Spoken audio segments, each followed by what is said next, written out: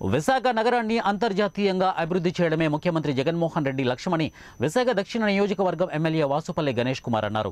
Zone 4 GVMC 36వ ward పరిధిలో 68 లక్షలతో పలు అభివృద్ధి పనులకు శ్రీకారం చుట్టారు.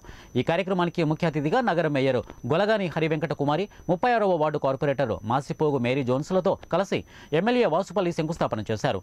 ఈ సందర్భంగా వాసుపల్లి గణేష్ కుమార్ మీడియాతో మాట్లాడుతూ కార్పొరేటర్ మేరీ జోన్స్ ఆధ్వర్యంలో మేయర్ హరివెంకట కుమారి సారథ్యంలో జీవీఎంసీ నిధుల నుండి దక్షిణ నియోజకవర్గం పరిధిలో 31.80 లక్షలతో ఏవిఎన్ కళాశాల నుండి అంబేద్కర్ విగ్రహం రెల్లీ వీధి వరకు బీటీ రోడ్డు నిర్మాణం, 36వ వార్డు మానవతావారి వీధిలో 21.90 లక్షల వ్యయంతో కమ్యూనిటీ హాల్ నిర్మాణానికి పనులు ప్రారంభమవుతున్నాయని చెప్పారు. ఇప్పటికే పూర్తి కాబడిన 14 లక్షల వ్యయంతో నిర్మించబడిన రెల్లీ వీధి పోలమాంబ ఆలయం వద్ద సామాజిక భవనం ప్రారంభించామని చెప్పారు. దక్షిణంలో ఒక్కొక్క వార్డులో 10 కోట్ల వ్యయంతో సుమారు 140 కోట్ల పైబడి ఒక దక్షిణ నియోజకవర్గంలోనే అభివృద్ధి పనులు జరుగుతూ ఉంటే ప్రతిపక్షాలకు కళ్ళు కనపట్టం లేదా అని మండిపడ్డారు.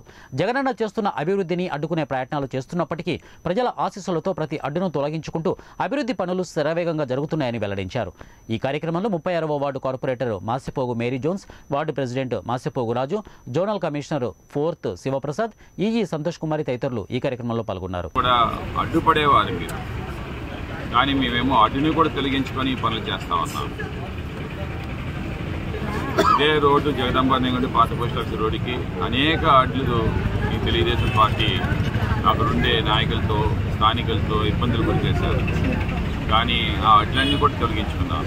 సత్యనారాయణ స్వామి రోడ్డుకి అనేక అడ్లు చేశారు. ఆ అడ్లన్నీ కూడా తొలగించుకున్నాం.